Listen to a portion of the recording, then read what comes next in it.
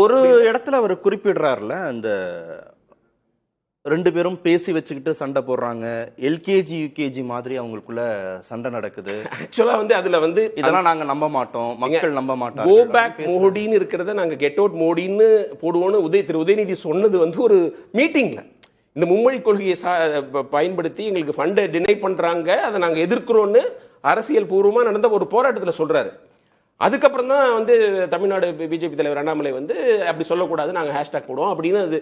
அது ஆக்சுவலா அந்த சண்டை, அந்த ஹேஷ்டாக் சண்டைங்கிறது ட்ரிவியலைஸ் பண்ணிடுச்சு அவ்வளோ பெரிய இஷ்யூவை. ஓகே. ஆனா அது திமுக அது ஆரம்பிச்சது பிஜேபி. நான் 2 பேரையுமே பல விஷயங்கள்ல சுட்டி காட்டி பேசணும்ன்றேன். ஏன்னா பிஜேபி இன்னைக்கு அவங்களுடைய கம்யூனல் அஜெண்டா எப்படி இருக்குதுன்னா, இன்னைக்கு மத்திய பிரதேசத்துல ஒருத்தர் ஒரு போலி சாமியார், அவர் கேன்சர் செகண்ட் ஸ்டேஜ் தேர்ட் ஸ்டேஜுக்குலாம் அவரா ட்ரீட்மெண்ட் கொடுக்குற மாதிரி ஒரு சீட் எழுதி கொடுக்குறாரு.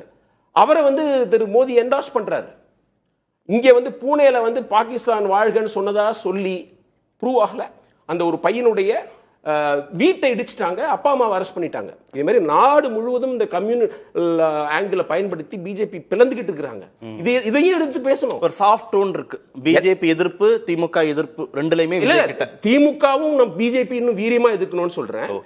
விஜய் திமுக மேல திமுகவே இன்னும் பிஜேபி வீரியமா எதிர்க்கணும். ஆஃப் கோர்ஸ் நாங்க தமிழ்நாட்டுல முஸ்லீம்களுக்கு பாதுகாப்பா இருக்கோங்கிறதுல ஒன்றும் பெருமையே கிடையாது. தமிழ்நாட்டுல எப்போதும் பாதுகாப்பா தான் இருக்கிறாங்க. இந்தியா ஃபுல்லா அவங்க அவங்கள தனிமைப்படுத்திக்கிட்டு இருக்காங்க. அண்ணா போப்பான்ற ஒட்டுமொத்த பொறுப்பையும் திமுக கொடுக்குறீங்க. இல்ல நான் திமுக மேல எல்லாருமே நாட்டில் இருக்கிற ரைட் திங்கிங் சிட்டிசன்ஸ் எல்லாருக்குமே இருக்குன்ற. திரு விஜய்க்கும் இருக்கு. அவர் தொட்டுட்டு போக கூடாதுன்ற பிஜேபி எதிர்ப்பையும் அவர் இன்னும் வீரியமா செய்யும். திமுக எதிர்ப்பையும் அவர் இன்னும் இது லாஜிக்கலா இல்ல. மும்மொழி கொள்கையில திமுக கன்சிஸ்டன்டா அவங்க ஒரு பாதையில இயங்கிக்கிட்டு இருக்காங்க. அதுல பெரிய குறை சொல்றதுக்கு இல்ல.